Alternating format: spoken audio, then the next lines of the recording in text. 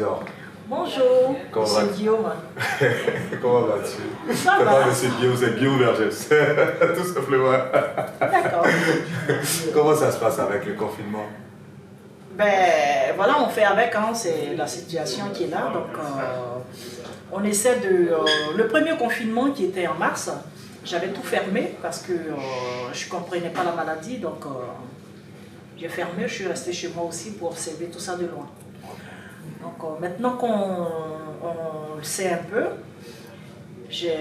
pour le deuxième confinement, j'ai ouvert, mais un seul restaurant.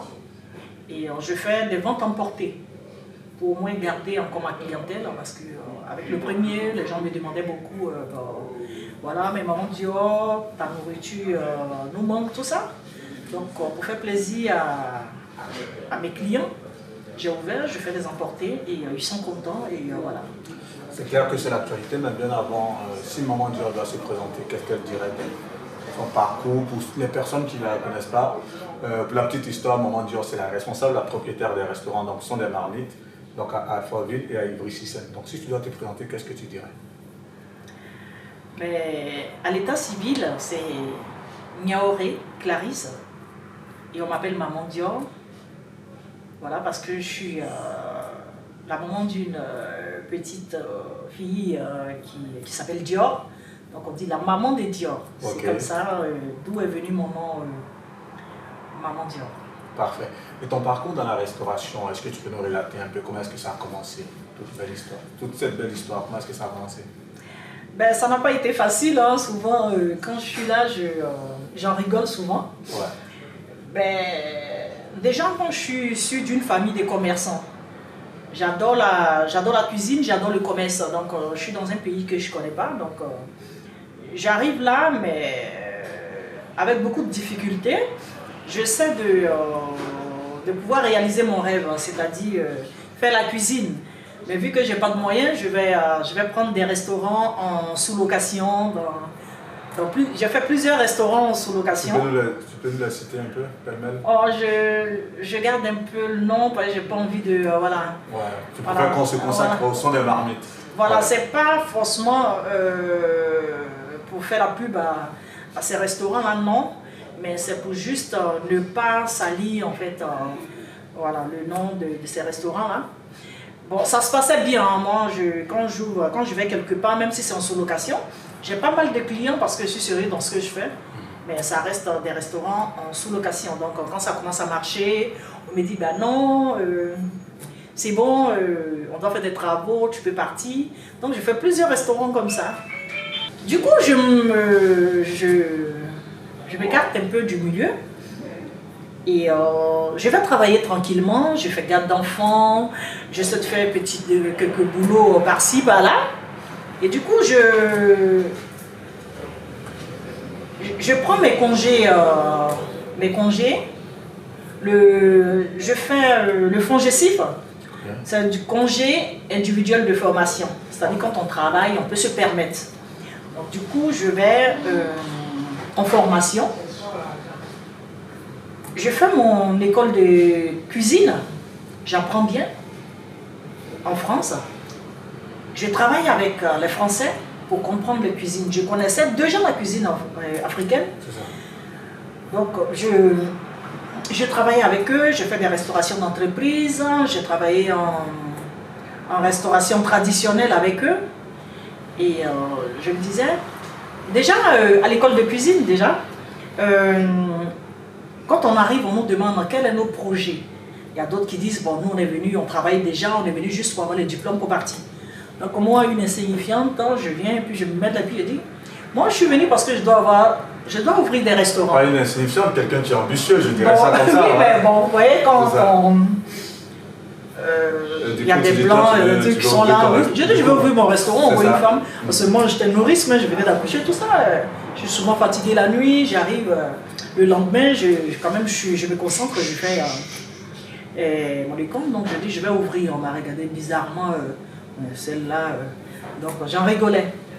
La preuve en est que quand je finis, j'ai fait toutes les démarches qu'il fallait et aujourd'hui j'ai ouvert mon restaurant. Félicitations. En tout cas, c'est bien entendu, forcément, ton parcours va inspirer pas mal de personnes. pour dire que l'entrepreneuriat, tant qu'on a la volonté, tant qu'on a une vision, qu'on a une ambition, bien entendu, on se donne les moyens de pouvoir les réaliser. On est très heureux pour toi parce qu'aujourd'hui, les sons des marmites, que ce soit à Alfortville ou à Ivry-sur-Seine, c'est des références en tout cas en matière de restauration sur Paris. Et on voit pas mal de célébrités qui passent ici. Est-ce que tu peux nous en parler un peu, les célébrités, les hommes politiques que tu as reçus? Donne-nous quelques noms. Ben, en célébrité, j'ai reçu des artistes comme Saparel. J'ai reçu, il s'appelle comment, Jolie Amina, Maria Mobile. Okay. J'ai reçu Maria Mobile, j'ai reçu John Jongos, voilà. Un grand nom de la musique. Oui. J'ai reçu même Mola. J'ai reçu les garagistes, Soumbil, qui encore, il y a pas mal. Ouais. Et en politique, j'ai reçu les avocats des Gbagbo. Ben oui, j'ai reçu aussi, je reçois des gens de RDL, je reçois des gens de Soros, je reçois des gens de Gbagbo, je reçois tout le monde. Toute la Côte d'Ivoire se retrouve en tout cas. Voilà, toute la Côte d'Ivoire. Moi, je peu importe les obédiences politiques, voilà, pourvu qu'on apprécie la bonne bouffe. C'est tout, chez moi, c'est convivial, on ne parle pas de politique et voilà. Tu as reçu aussi le champion de boxe, Soros. Ah oui, ouais, ça c'était le lendemain de sa victoire. Il est venu fêter ici, c'était un plaisir pour moi de choisir. Tout ça un peu, de recevoir un champion comme ça le lendemain de sa victoire qui vient au son des marmites. Tu te dis, mais attends, qu'est-ce qui peut se passer dans ta tête à cet instant? Ben, j'étais très contente quand même, je me dis, ben tiens... Mais toute timide que tu sois, voilà, tu étais dans ton petit coin, tu regardais, tu dis, ouais, c'est moi qui reçois cette célébrité-là. Ben oui, quand même, je suis venue quand même à sa table. Ah, super. Et on a trinqué quand même du champagne. Ouais. On lui dit merci d'être venu là aussi, de choisir le son des marmites. Il était très content, il est venu avec toute son équipe, il y avait des Français dedans, des Blancs, tout ça, mais qui ont apprécié et qui ont continué à venir tout ça. Donc je reçois pas mal de personnalités, je peux même pas en citer. Ça fait plaisir. Est-ce que tu peux nous raconter quelques petites anecdotes quand tu reçois ces personnes célèbres, ces personnes publiques?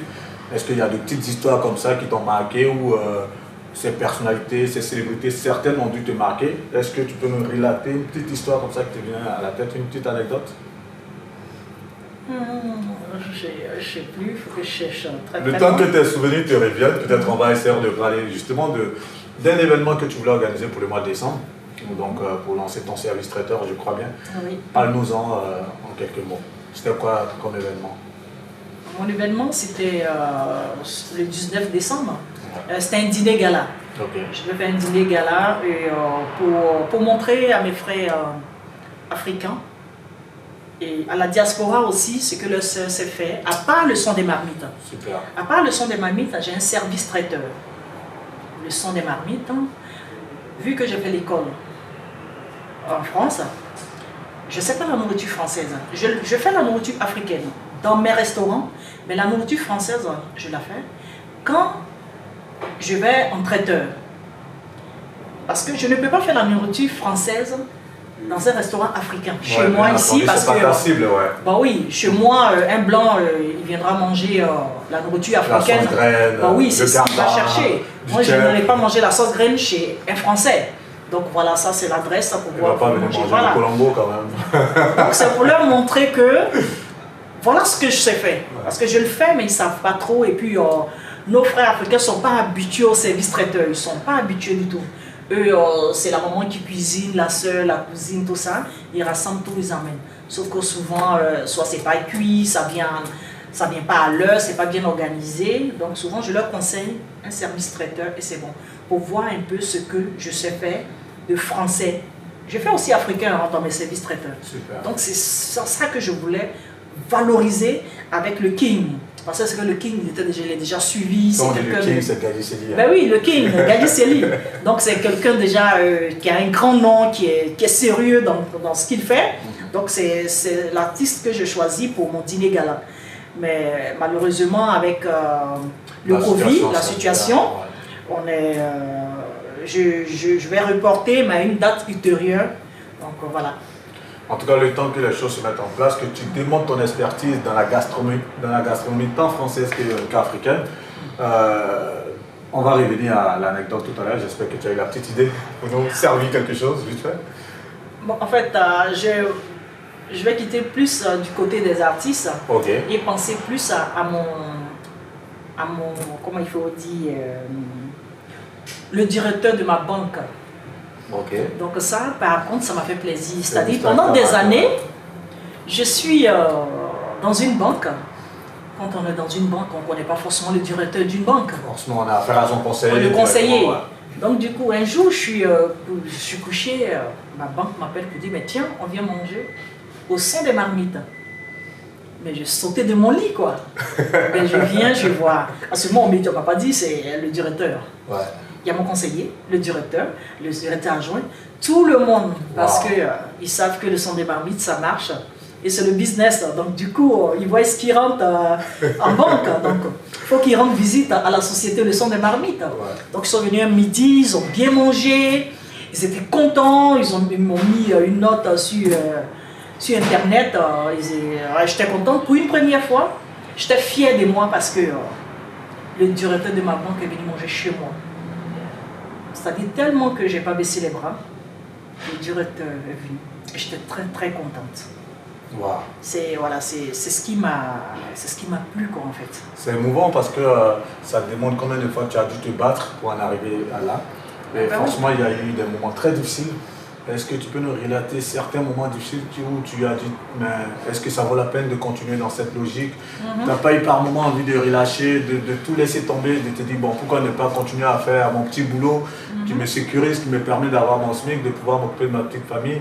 Est-ce qu'il y a eu ces moments-là? Ben oui, il y a eu ces moments. Ces moments sont venus au moment où, parce que pour ouvrir par exemple des établissements, il faut des démarches. Ouais. À un certain moment, je me suis dit, mais je me suis lancée dans quelque chose, mais sans un sou, quoi. Rien. J'ai rien du tout et je vais me lancer dans un business d'ouverture de restaurant. Même sans un apport bancaire? Sans rien, déjà. Waouh. J'ai rien du tout. Donc, Il fallait oser quand même, hein? Ben oui, je n'ai rien du tout. On m'a dit parce que il y a des démarches qu'on fait quand on est Auto-entrepreneur? Non, je n'avais même pas encore fait tout ça. Je vais parler de lorsqu'on veut monter. Voilà. Qu'est-ce que je voulais dire? On va ouvrir Quand on va au restaurant. chômage, là, c'est où Ah oui, à Pôle emploi. Pôle emploi, donc Ouais. du coup, il y a des démarches à suivre. Donc j'étais là, comme je devais faire mes démarches, j'ai fait le Free Compétences, c'est une gestion d'entreprise. C'est-à-dire, à Free Compétences, on vous apprend comment créer des entreprises, tout ça. Quels sont les facteurs pour pouvoir réussir son entreprise. Wow. Ou, Une formation de manager en sorte. c'est ce genre de choses en fait, pour comprendre où on va. Donc avec ça, après, on nous subventionne. Donc je pensais c'est facile. Hein. J'arrive au bout, rien comme subvention. Il n'y a rien. Parce qu'il faut trouver le local, il faut aller en banque pour montrer le projet. Je vais en banque. Pourquoi j'ai parlé de la fierté Du directeur. du directeur. Ouais. Parce que je suis une nouvelle entreprise, on ne veut pas me prêter. On ne veut pas me prêter, donc je dis, ben tiens, si vous ne voulez pas prêter à une nouvelle entreprise, quand est-ce que je serai une ancienne entreprise? Ils disent, ah, c'est la loi, c'est comme ça. Je dis, ok. Donc du coup, comme moi j'avais foi en Dieu, j'avais ce local. Hein. J'ai trouvé le local, j'ai osé, je suis venu voir le monsieur. Je veux votre local. Parce que moi je suis en train de faire des démarches, je suis en banque, tout ça. Donc à chaque fois, je leur disais tout ce qui s'est passé, l'actualité. Ah non, ils ne veulent pas me prêter. Donc eux, ils savaient tout comment ça se passait. Donc qu'est-ce que je fais? J'ai rien. Mais j'ai des petites économies. Et comme j'avais des anciens clients que je connaissais, qu'est-ce que je faisais? Mes enfants sont grands, ils vont à l'école. Donc j'essaie de quand même faire, c'est ce que sur Facebook j'appelais ça le club des amis. Je veux me financer, je n'ai pas de sous. Il n'y a personne. Personne ne croit à ton projet. Donc je fais le club des amis chez moi à la maison. Il y a des personnalités qui viennent manger, qui organisent des réunions chez eux, des réunions d'entreprise. Ils mangent, je les sers, j'essaie d'économiser. Paf, j'appelle le propriétaire. Il dit, ben, tiens, vous voulez vendre, mais voilà. Moi, voilà ce que j'ai comme argent. Est-ce qu'on peut faire après un crédit vendeur? Je vous donne une grosse somme et après le reste, je paye en plusieurs fois. Qu'est-ce que vous en pensez? puisque au moment où je foulais mon pied dans l'établissement, quand j'ai mis mon pied, j'ai dit Seigneur, l'établissement est à moi. Amen. Donc ça a mis 1 an sans être loué, sans être vendu, parce qu'ils étaient, c'était en vente. Ça a mis 1 an, ça m'attendait. Du coup, j'ai été tellement franc et ils me suivaient sur internet, ils voyaient un peu ce que je faisais, puisque je faisais aussi des mariages, tout ça. J'ai économisé, j'ai fait un crédit vendeur, j'ai payé, je suis en très bon terme avec ceux qui m'ont vendu. C'est des Français, nous sommes en très bon terme. Quand j'ai acheté, en moins de 2 ans, j'ai acheté mon 2e établissement. J'avoue que j'ai écouté cette histoire avec beaucoup d'émotion. Comment est-ce que tu as dû batailler toute seule, sans accompagnement bancaire, et au point d'acquérir cet espace aujourd'hui qui est une référence. En tout cas, on est tellement fiers.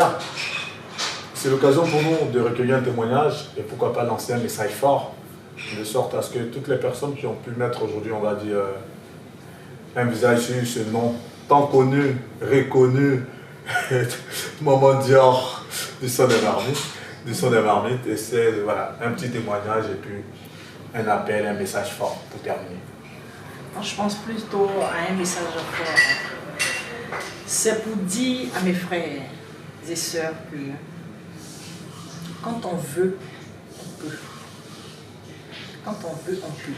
Et il faut mettre du sérieux dans ce qu'on fait. Surtout du sérieux. Il faut mettre du sérieux. Et à un moment donné, il faut avoir la tête, il faut avoir les idées claires. Il ne faut pas être un peu partout. Il faut être concentré sur l'objectif qu'on veut atteindre. Parce que les gens nous regardent. C'est pour leur dire souvent on vient en France, on veut souvent être bloqué sur un seul truc. C'est-à-dire, il y a des gens qui sont diplômés, qui ont leur passion en Afrique, mais quand ils viennent ici, ils ne veulent plus faire d'efforts. Soit ils font garde d'enfants, soit ils font tout. Je n'ai pas dit que ce n'est pas bon, mais ils ont leur passion aussi. C'est-à-dire, on a tous fait ces genres de boulot aussi. Mais c'est des moments, il faut avoir des projets. Donc ces projets-là, il faut pouvoir... Il faut avoir un objectif clair, en phase avec il y a des gens qui sont comptables à Abidjan, ouais. Par exemple, quand ils viennent, ils se contentent seulement de ce qu'ils sont en train de faire, garde d'enfants, ou tant, ou bien tant. Et après, ils ne suivent plus leur objectif. Donc, il faudrait qu'ils sachent qu'ici, il y a toutes les formations qu'il faut pour ça. Ici, tout est possible. Et on peut être maman, on peut être marié et pouvoir faire. Moi, j'ai des enfants, mais je ne baisse pas les bras. Je veux montrer à mes enfants que seul le travail paye. Et mes enfants, ils sont fiers de moi. Parce que si je suis assise à la maison, j'ai plusieurs enfants, je suis assise à la maison est payée, le courant est payé, la nourriture est payée, parce que je vis de l'aide de l'État. Mes enfants, ils ne vont jamais comprendre comment ça sort l'argent. Ils vont dire, ben, on peut s'asseoir à la maison pour gagner de l'argent. Ah ben non, il faut leur montrer que seul le travail paye. C'est très important. Merci pour tout, Maman Dior. Franchement, c'est tellement émouvant ce que tu viens de dire, parce que tout à l'heure, comme par hasard, j'en parlais avec Jean-Luc Moreau, justement, qui réalise donc, cet entretien. On parlait de cette passion souvent qu'on laisse de côté parce que les réalités européennes s'imposent à nous, mais il faut savoir rebondir, et toi tu as su le faire et on est très fiers. On voudrait te dire merci pour cette interview exclusive que tu as pu accorder donc, à Actu People. Merci à tous, merci à Maman Dior. Merci et puis, Guillaume Vergès. En tout cas, ne manquez pas de suivre l'interview de Maman Dior donc, sur www.actupeople.net, c'est votre site d'information en ligne. Que Dieu vous garde. Merci infiniment à Jean-Luc Moreau pour la réalisation. Allez, Maman Dior, merci pour tout. Merci. Allez, à très bientôt. Merci à vous. Ciao.